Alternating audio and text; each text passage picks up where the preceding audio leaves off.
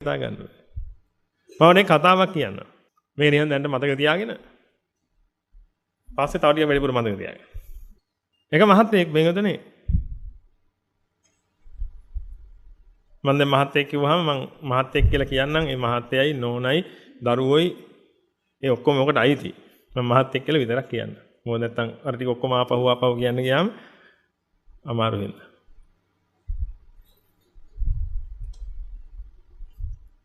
මම හිතන්නේ මේට අවුරුදු ගානකට කලින් ආරාමයට සම්බන්ධ වෙලා බොහෝ කාලයකට කලින්. එතන ස්වාමීන් වහන්සේලා 10-15 නමක් අපි අතර ඉන්නේ නැති. ඒ කාලේ විතර වගේ සම්බන්ධ වෙලා උත්සාහ කළා වෙනදනේ. පුංචි පින්කම වල අදිට තියාගන්න. යමකම තිමිච්ච මිනිස්සේ. පුංචි පින්කමකට අදිට තියාගන්න. ඉල්ලීමක් කළා පින්වතුනි මේ ස්වාමින් වහන්සේලාගේ චීවර ටික මහන්න අවස්ථාවක් හදලා දෙන්න.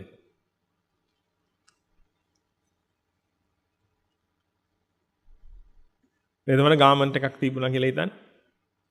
ස්වාමින් වහන්සේලාගේ චීවර ටික මහන්න අවස්ථාවක් හදලා දෙන්න කියලා. ඊට පස්සේ එතුමාම රෙදි ගෙනහල්ලා එතුමාගේ ගාමන්ට් එකේ වැඩ කරන දරුවන්ට සියල්ල දෙනාට අත ගස්සලා ඒ දරුවෝ ලවා පින්වතුනි ඒ චීවර අපි හිතමු 10 15ක් කියලා අපි හිතමු. ඒ චීවර 15 මහලා මොන සම්බුද්ධ ශාසනයට පූජා කරගත්තා. ඒ ස්වාමීන් වහන්සේලා ඒ චීවර ඇඳලා පොරවලා ඇඳලා ඒ කළා උන්වහන්සේලාගේ මග වැඩීම් කටයුතු කරා. බලන්න පිටින් ඔන්න පටන් ගත්ත එක පින. ඊළඟට දිගටම පින්වතුනි සිවුරු මහලා දීම් රෙදි රෝල් පූජා කිරීම ඒ ආදී වශයෙන් පින්විතනේ දැන් අර කරපු පින්කමේ ආනිසංස බලමහිමෙන් දැන් ඊට වඩා ලොකු පින්කම් කරන්න පුළුවන් හැකියාව හැදියාවක්. ඊට පස්සේ පින්විතනේ මේ ධර්මශාලාවේ අපි මේ ඉන්න ධර්මශාලාවේ ඊට මදි වුණා. ඊට පස්සේ එතුමට ආව අදහසක් පින්විතනේ ඔය ඉස්සරහා තියෙන හට් එක හදන්න ඕනේ කියලා. කළා ඔය පාර සම්පූර්ණයෙන්ම පේවිං ගල් අල්ලන්න ඕනේ කියලා. දැන් බලන්න පටන් ගත්තේ සීවර 15ක් මහලා. ඊට පස්සේ එක කළා. විශාල ගාණක් වියදම් එන්නේ නැති.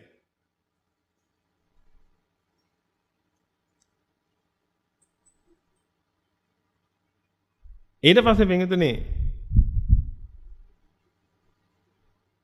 ගාමන්ට් එකක් පූජා කළා අපේ.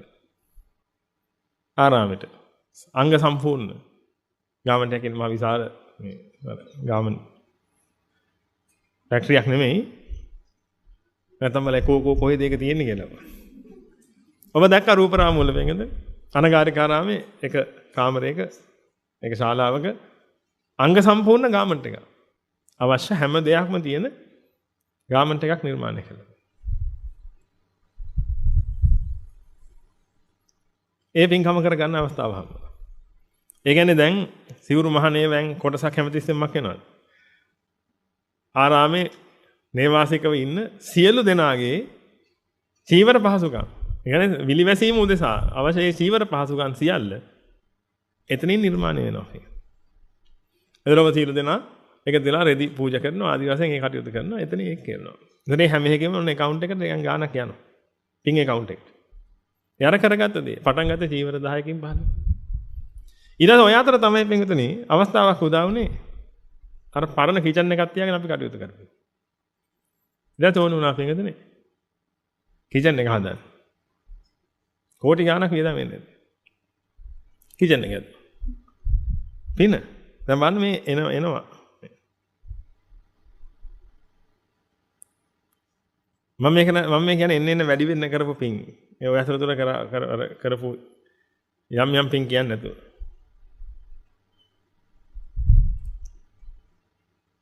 ඊට පස්සේ වෙනදනේ ඒ ඔක්කොම කරලා ගොඩනගාගත්ත ඒ පාරමිතා බලය නිසා වෙනදනේ ඒ මහත්යටම හම්බුණා. ඔය යහපැත්තේ ඉඩම පුරාවටම හැදෙන ධර්මශාලාව හදන්න. හම්බුණා. හම්බුනේ අපෙන් නෙමෙයි පින්වතුනි. දැන් අපි හිතමු කවුරු හරි කෙනෙක් ඇවිදලා කියනවා හාමුදුරනේ මගේ මාසේ පඩිය රුපියල් 12500ක් විතර වෙනවා. මං ධර්මශාලාව හදලා දෙන්නම්. දැන් එහෙම කිව්වොත් පින්වතුනි අපිට හොඳයි මහත්වෝ ඇවිල්ලා ඉතින් ඔය මුල් ගලට හිත තියාගන්නකො කියලානේ කියන්නේ වෙන්නේ පින්වතුනි. ප්‍රශ්නයක් නැහැ. යට ධර්මශාලාව හදන්න පුළුවන්. නමුත් බරපැන දරන්න බෑ. නේද? බරපැන දරන්න නම් මොකක්ද තියෙන්න ඕනේ? සල්ලි තියෙන්න ඕනේ. ඒ සල්ලි කොහෙන් දෙන්න ඕනේ? අන්න හම්බෙන්න ඕනේ පින්වතුනි. ඒක කොහොමද හම්බ වෙන්නේ? අන්න ඒකයි මම මේ ඔබට පෙන්නන්නේ පින්වතුනි. බලන්න චීවර 10ක් 15ක් පූජා කරපු ආනිසංස. මාව මඤ්ඤේත පුඤ්ඤස්ස නමන්තං ආගමිස්සති උද බින්දු නිපාතේන උද කුම්භෝපි පූරති. පූරති දීරෝ පුඤ්ඤස්ස තෝපතෝ කම්පියාචින. මේ පින කියන එක පුංචි කියලා අහක දාන්න එපා අවමන් කරන්න එපා. පින කියන එක පුංචි කියලා තකන්න එපා කියලා. වතුර බින්දුව එකතු වෙලා මහ වතුර කලයක් පිරලා යනවා වගේ. ඔය පින් ඔක්කොම එකතු වෙලා මහ විශාල පිනක් සිද්ධ වෙනවා පින්. අන්න ඒක දකින්න ඔබ ප්‍රඥාවන්තය. සමාදහම දුන්නේ අවස්ථාව. මන් දුන්නේ කන්නේ මන් දෙන්න මං කවුද පින්? සමාදහම මේ අවස්ථාව දුන්නේ. හැබැයි සමාදහම මේ අවස්ථාව දෙනකොට පින්වතුනි ඒ මහත්තයා නැවත මම කියන්නේ ෆැමිලි එක සහ යාළුවෝ හිත මිත්‍රාදී ඔක්කොම මම කියන්නේ ඒ පිරිසට පින්වතුනි පුළුවන් වුණා හිත රැකගෙන ඉන්න. සමාදහම අපි හිතමු දැන් ඔන්න දැන් හොඳට හරියාගෙන එනවා. ඒ කියන්නේ දැන් පොඩ්ඩක් දුන්නා. තව වැඩිපුර දුන්නා. තවත් පොඩ්ඩක් වැඩිපුර දුන්නා. ඒ වැඩිපුර දුන්නාට පස්සේ පින්වතුනි ඔන්න කුහක හැංගීමක් ආව එකපාරට. දැන් සමාදහම දුන්නා එකපාරට. ඒක දැක්කට පස්සේ ලොකු කුහක හැංගීමක් ආව කියලා හිතන්න. ඒක වැරදි ගුරුවරයෙක් ඇසුරු කළා හරි මොනවා හරි වෙලා වැරදි දෘෂ්ටියක් ඇතුල් වුණා. වැරදි දෘෂ්ටියක් ඇතුල් වෙලා දැන් මොකද උනේ? ඔන්න දැන් අර කුහක වුණා කියලා හිත. දැන් මොකද කරන්නේ? දැන් අර සමාදහමෙන් හම් වෙච්ච ටික මක් කරන්නේ නැතුව ඉන්නවා. දෙන්න නැතුව ඉන්නවා පින්වතුනි. ඒක පිනක්ද පවද්ද මේකද? පිනක්ද පවද්ද? පවක් පින්වතුනි. දැන් ඔබට සමාදහමෙන් හම් වෙච්ච ටිකට මොකද කළේ?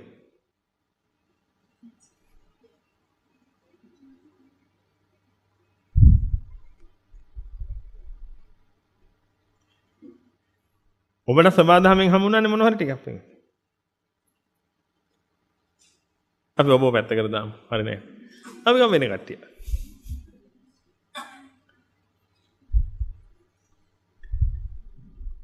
පින්වතුනි මේ විපාක රැහැනේ තියෙන මේ පුංචි සුඛ විපාක නැත්නම් අපි මේ විපාක රැහැනේ තියෙන පින්වතුනි සැප විපාකයක් කියලා කියන්නේ සමාදහමෙන් හම් වෙන විපාකයක්. අපිට මේක සැප විපාකයක් කියලා. ඒ කියන්නේ ඇත්තටම මේක සමාදහමෙන් හම්බ වෙන විපාකයක්. මොකද මේ සැප විපාකේ ජනිත වෙන්නේ පිනක් නිසා. පිනක් හැදෙන්නේ යමක් කරපු නිසා ලෝකෙට. පරෝපකාරහ පුඤ්ඤාය. පාපං පරපීඩනම්. ලෝකයට යහපත කරන එක පින. ලෝකයාව පීඩාවටපත් කරන එක පව. ලෝකයා කිව්වම සියලු සත්ත්වය. අන්න එහෙමයි පින පව දැන්ට සරලව වෙන් කරගන්න. අන්න එහෙම ගත්තාම මෙතන සැප වේදනාවක් නැත්නම් සැප විපාකයක් නම් මේ තියෙන්නේ පින්විතේ. එහෙනම් ඒකාන්තයෙන් මේ පින කියන එක තමයි එතනට මූලික වෙලා තියෙන්නේ. කරපු පිනක ප්‍රතිඵලය. ඒ කියන්නේ ඒ වෙලාවේ පින්විතේ මානසිකත්වයේ හොඳ සුද්ධතාවය තිබිලා තියෙනවා. පිනක් කරන්න පුළුවන් මට්ටමේ මානසිකත්වයේ තිබිලා තියෙනවා. අන්න ඒකට සමාදාම අහු වුණා. අහුවෙලා මොකද කළේ පින්වතුනි මෙන්න මේ විපාකයක් එක්ක ඇදිලා එන්න දේවල් දැන් අපිට ලැබෙනවා. ඒ ලැබෙනකොට දැන් මේක පරිසම් දෙන්න තියෙන්නේ පින්වතුනි ආයි හිතක් හැදිලානේ. අන්න ඒකේ මේ අවිද්‍යා තෘෂ්ණා ස්වභාවය නිසා පින්වතුනි කාගෙන් හරි ගත්ත දෘෂ්ටියක් නිසා මොකද උනේ ඔන්න හිත කුහක වුණා. දැන් හිත කුහක වෙලා තියෙන්නේ. ඒ කුහක වෙච්ච නිසා පින්වතුනි දැන් මොකද වෙන්නේ? දැන් අර සබාධාමෙන් හම් වෙන ටික දෙන්න හිතෙන්නේ නැහැ. නම සබාධාම දැන් ඔබට දුන්නේ ඇයි? දෙන්න. අපි ඔබ ආණ්ඩුවේ රස්සාවක් කරන කෙනෙක්. ඔබට ගමට සමෘද්ධි සහනාධාර දෙන්න කියලා ඔබේ ගෙදරට සල්ලි ටිකක් දීලා යනවා. ඔබ ඒව හොඳට කාලා විලි ඉන්නවා. කරේ පිනක්ද පවද්ද? පව. ඔන්න ඔතනයි ප්‍රශ්නේ තියෙන්නේ. ඒක නිසා හැම තිස්සෙම ඔලුවට ගන්න එක කාරණාව. කොටසක් නම් දෙන්න බෑ. අඩුම කොටසක් දෙන්න බෑ. මම කියන්නේ ඔබ මේවා කරනවා. නොකරනවා නම් මෙච්චර දුර ගමනක් එන්න බෑ. ඔබ මේ අපිත් එක්ක සම්බන්ධ වෙලා මේ ගමන යන්නේ ඔබ මේවා කරන නිසා. නැත්තම් ඔබ හැල්ල විසි වෙනවා. ඔබ මේවා කරනවා. නමුත් අපි මේක කතා කරමු. මොකද හේතුව තව හෙටත් බණ අහන කෙනෙක් ඉන්නවනේ අලුතෙන්. එයාට දැනෙන නිසා ඔබට තව තීරෝ මේක හැංගෙන්නේ. මේකෙම දෙයකින්වත් ඔබ දන් දෙන්නේ නැහැ කියනවා හැම නෙමෙයි මේක. අපි මේක අධ්‍යයනය කරන්නේ මේ කියන මේ ලෝකයේ ක්‍රියාත්මක වෙන හැටි අධ්‍යයනය කරනවා. හැමතිස්සෙම පින්විතනි සබාදහම ඔබගේ ස්ටෝරුව ලොකු කරනවා. ස්ටෝරුව කියලා අපි කියන්නේ ඒ ස්ටෝරුව ලොකු කරනවා. ඒ ස්ටෝරුව ලොකු කරන්න ඔබ සූදානම් වෙන්න ඕනේ.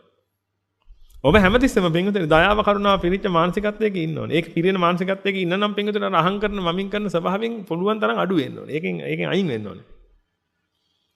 අන්න ඒකෙන් ඔබට ටික මෙහාට එන්න පුළුවන් නම් පින්විතනි ඔබ පිරිලා යනවා.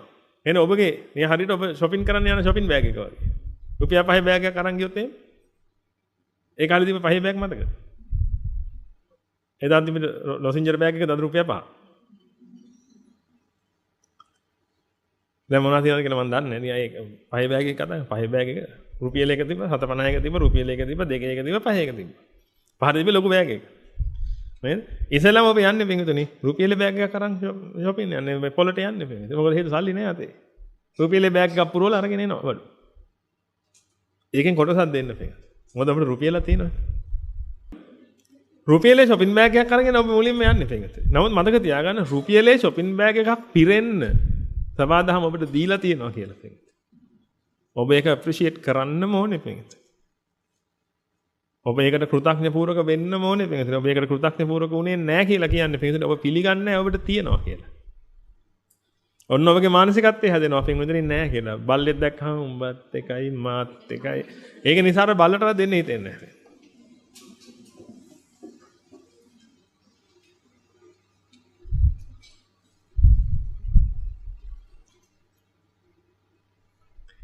ඒක නිසා බල්ලටවත් දෙන්න හිතෙන්නේ නැහැ.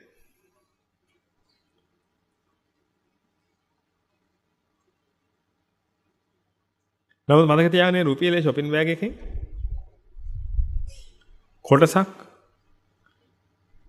ඔබ බෙදන්න ඕනේ පින්විතනි. මේ ඔබ කළා බලන්න ඔබට තේරෙයි අද්දුටුව තේරෙයි පින්විතනි. මේ ඔබ අතරින් අපි දකිනවා මේ අත්දැකීම් පින්විතනි. ඒකයි මම ඔබට කියන්නේ. මේ ආරාමෙන් අපි අත්දැකීම් දකිනවා පින්විතනි. මේ ආරාමේ පටන් ගත්ත දවස් ඉඳලා පින්විතනි අපි දෙන එක තමයි කළේ. අපි ධර්මයේ දන් දුන්නා. එන මිනිස්සුන්ට කන්න බොන්න දුන්නා පටන් ගත්ත දවස් ඉඳලා පින්විතනි මේ මිනිස්සුම කීයක් හරි සාසනෙට පූජා කරනවා වේද ඒකම ආපහු මිනිස්සුන්ට කන්න දෙනවා. කන්න දීලා මිනිස්සු ඉඳලා වන ටිකක් අහලා ඒ කටයුතු කරනවා පින්විතනි. ඒක නිසා එන දේවල් ඒ අයටම දීලා පින්විතනි. අද ආරාමෙට මොන හරි ඕනනම් තියෙනවා. ඉතින් අපි කියන්නේ ඒකයි මේ කාටවත් හිතෙනවා නම් එහෙම මුන්ට තියෙන එක කියලා මුන්ට තියෙනව නෙමෙයි පින්විතනි. සබාදහමට තියෙනවා. ඔකක් අපිට එපා. එහෙම හිතන පිරිස ඇති පින්විතනි. එහෙම හිතලා මුන්ට හම්බෙන්න කොහෙන් දන්නේ නැහැ. අනිවාර්යයෙන්ම ඔය මොන හරි කියලා අර මොනවද ඒ කියන්නේ? NGO කියලා එහෙම හිතන අර ලාමක හිත තියෙන මිනිස්සු ඇති ඕනේ තරම්. හොඳම NGO එක තමයි පින්විතනි සබාදහම.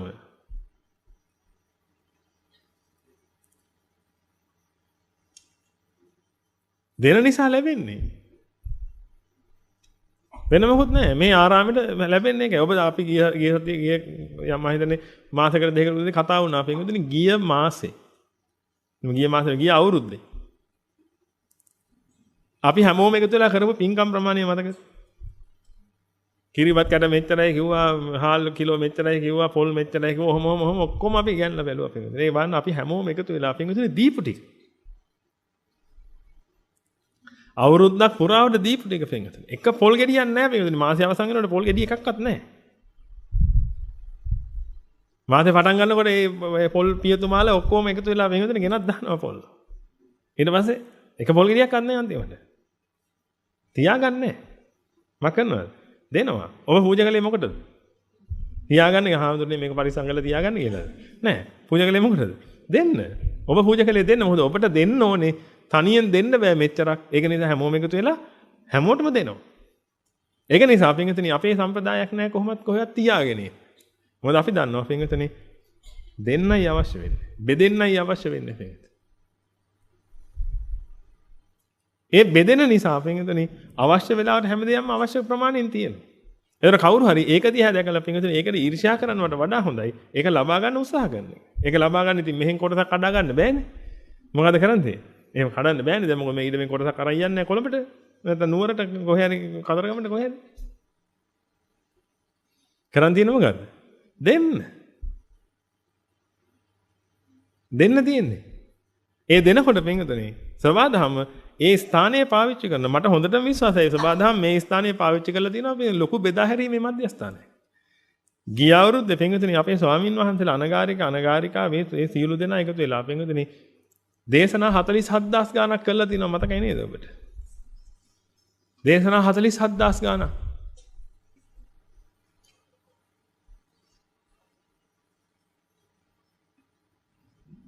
ඔය හැම දේශනාවකම කතා වෙලා තියෙන ධර්මයේ පින්විත.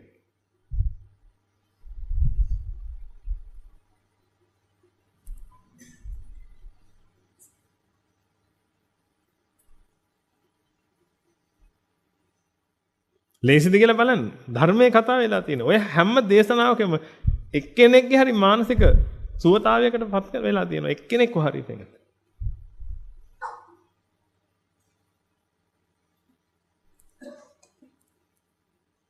එහෙනම් සබාධම් මෙතන පාවිච්චි කරන එක නැද්ද බෙදා හැරීමේ මධ්‍යස්ථානයක් හැටියට? අන්න ඒක හැදෙන්නේ. ඒක නිසා ඔබ ඔපත් කරගන්න බෙදා හැරීමේ මධ්‍යස්ථානයක්. එතකොට පින්විතනි ඔබට හම් වෙනවා මහා විශාල දෙයක් කරන්න පුළුවන් හැකියාව. හැබැයි ඔබ හිත පරිස්සම් කරගන්න හැමතිස්සෙම සබාධමින් දෙයක් හම් වෙනකොට පින්විතනි ඒකට ලෝභ හිතෙන්නේ නැති වෙන්න. දැන් මෙහෙම වෙන්නත් පුළුවන්. ඔබට දරුවෝ නැතුව ඉන්නවා. දරුවෝ නැතුව ඉන්නකොට මේ ස්ථාන වලට ඇවිදින්න පින්විතනි බණ දහම් ශ්‍රවණය කරගෙන යනකොට ඔබට හිතෙනවා පින්විතනි අනේ මට ශාසනයට පූජා කරන්න දරුවෙක් ලැබුණා නම් කියලා. එහෙම හිතෙනා ඉන්නවා පින්විතනි. එහෙම හිතලා දරුවෝ ලැබිච්ච අය ඉන්නවා පින්විතනි. මම ඒවා වැඩි ප්‍රමණය කරන්නේ නැහැ. ඊට පස්සේ මේවා හුදෙක්ම නිවන් අවබෝධයේ පිණිස තැන් හුදෙක්ම ළමයි හම්බවීම පිණිසයි කියලා ඒවට පරිවර්තනය කරගන්න. ඒක නිසා. එහෙම නැත්නම් පින්විතනි එහෙම කරපුවා ඉන්නවා පින්විතනි. යම් කාලයක් තිස්සේම අවුරුදු 10 12 පින්විතනි දරුවෝ නැතුව ඉඳලා මේ සීයල මහාසය ගාව අදිස්ථාන කරලා පින්විතනි දරුවෝ ලැබිච්ච අය. හැබැයි අදිස්ථානය කරන්නේ නිකන් නෙමෙයි. මොකද මෙහෙට ආවට පස්සේ අදිස්ථාන කරන්න බෑනේ. මම එහා ගෙදර අපේ පුංචි දුවට කසාද බඳින්න හොඳ කොල්ලෙක් හදලා දෙන්නම් කියලා. එහෙම අදිස්ථාන කරන්නේ නැහැ නේ. මෙහෙ ණය පෙන්. මෙහෙ ණය අදිස්ථාන කරන්නේ එකම දෙයයි මොකද්ද? නිවන පිණිස. නිවෙන්න පෙරදරන කවුරු හරි ඉන්නවනම් අන්න ඒක නම් මගේ කුසට එන්න කියලා අදිස්ථානයක් තමයි අම්මයි තාත්තයි ගිහිලා කරලා තියෙන්නේ. ඒක ප්‍රතිඵල විදියට පින්විතනි දරුවෝ හම්බ වෙලා තිනවා. හරි. දැන් සබාධමෙන් හම්බුණානේ තෑග්ගා. එහෙනම් දැන් බෙදා හරින්න හම්බුණා. දැන් බෙදා හරින්න හම්බුණාට පස්සේ දැන් එක පාට ඒ අම්මගේ තාත්තගේ හිත එහෙම වුණොත් එහෙම අනේ මේකව කොහොමද සාසනයට දෙන්නේ? බෑ. දැන් මොකද්ද කරන්නේ? ඔන්න දැන් වෙන්නේ පාපයක් එතනින් එහාට. එතන අර ගන්ධබ්බය හිර වෙනවා පින්විතනි. ඉතින් ඒක හරි හිතනවා මම තව ටිකක් හිටියා නම් හරි කියලා මේ දෙන අම්මගේ තාත්තගේ බඩට එන්න. එතන ගන්ධබ්බය රැවටුණා වෙනවා. ගන්ධබ්බයට ඕන මොකුත් නෙමෙයි නිවන් දකින්න. සීල මහසය ගාව ගිහලා අධිෂ්ඨානයක් කරන්න පිළිගන්න ඔතනට එන්නේ ලෝකේ අල්ලන්න බලාගෙන ඉන්න කිසිම කෙනෙක්. ලෝකෙන් එතර වෙන්න බලාගෙන ඉන්න අය තමයි පිළිගන්නේ ඔය අවට ඉන්න ඕනේ. මොකද එහෙම පරිසරයක් තියෙන්නේ. මං හිතන්නේ දෙවි දේවතාවෝත් පිළිගන්නේ ලං වෙනවා කියලා. ලෝකේ අල්ලන්න බලන් ඉන්න. මොකද හේතුව ඔබ සියලු දෙනා විසින් නිර්මාණය කරපු මහ විශාල සීල ශක්තියක් තියෙනවා පින්වතුනි මේ ආරාමයේ.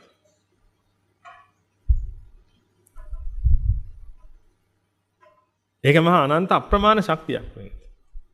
මේකවල හිතලා බලන්න පින්වතුනි. දැන් සීල මහා සය ඇතුලේ මේ කොටත් මොකද්ද වෙන්නේ? ආර්ය මෛත්‍රී සජ්ජායනාව සිද්ධ වෙනවා. කී දෙනෙක් සජ්ජායනා කරනවද පින්වතුනි? දවසකට ඔක මහා විශාල ශක්තියක් ගැබ් වෙනවා. මේ පැත්තේ බුදුගුණ සජ්ජන අවුරුදු ගානක් තිස්සේ සිද්ධ වෙනවා. මේවත් එක්ක එකතු වෙච්ච මහා විශාල ශක්තියක් ගැබ් වෙලා තියෙනවා. ඒ වගේම සිල්වන්ත පිරිස්. උඹ තෝ නොදකින් කියාගන්න පිරිස් නෙමෙයි පින්වතුනි. හිටපු ගමන් ඔය කුණුහරුපයක් දෙකක් ඇහෙනවා පින්වතුනි. අනගාരിക මහත්තයෙක් පැවිදි වෙනාට පස්සේ අම්මා තාත්තගෙන්. ඒ හැරෙන්න පින්වතුනි එහෙම උඹ බම්බලන් කියා ගන්නවත් එහෙම ඇහෙන්නේ නැහැ පින්වතුනි. හිටපු ගමන් අරක එනවා. ඉතින් ඇවිදලා කුණුහරුපයක් දෙයක් කියලා එහෙම කළා. ඉතින් එයාත් යනවා. කොල්ල පැවිදි වෙනවා ඉතින්. එච්චරයි.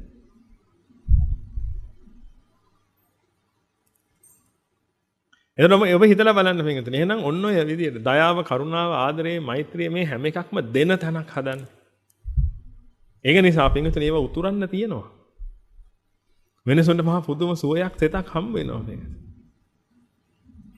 ඉතින් මේ දේවල් ඔබ දකින්න. මේ ස්ථානවල අපි හැමෝම එකතු වෙලා කරන දේ ඔබ දකින්න. මේ ස්ථානවලට සම්බන්ධ වෙන්න පිරිස් කරන ඒවා දකින්න. ඒ දකින්නකොට පින්වතුනි ඔබට තේරෙයි සබාධම හැමතිස්සෙම පාවිච්චි කරනවා කියලා ඔබ මේ කාරණා. ඒක නිසා ඔබට මේ ගමන ගොඩ යන්න ඕන නම් කරන්න තියෙන එකම දේ තමයි පින්වතුනි ඔබ හැමතිස්සෙම සබාධමේ බෙදා හැරින මධ්‍යස්ථානයේ බවට පත් වෙන්න. ඒක මිල මුදල් අතින් හෝ වේවා, දයාව කරුණාව අතින් හෝ වේවා, ඔය ඕනේ මතකින් පින්වතුනි ඔබට තියෙන දේ පුළුවන් තරම් දෙන්න උත්සාහ කරන ලෝකයට. ඒ කරන අතරතුර පින්වතුනි අපි උත්සාහ කරමු. ඔබට මොකුත් අයිති නැති තත්ත්වයටපත් වෙන්න උත්සාහ කරන්න. ඒ කියන්නේ ඔක්කොම තියෙනවා. නමුත් එකක්වත් අයිති නැහැ. ඔබට විපාක තියෙනවා. ඒ විපාක වලින් කොටසක් ඔබට ඒ විපාක වලට හම්බෙන්නේ වෙන් කොටසක් ඔබට කොහොමත් අයිති ඉන්නේ වෙන්නේ. ඒ අයිති එකට අයිතිවාසිකමක් කියන්නේ නැති කෙනෙක් බවට පත් වෙන්න.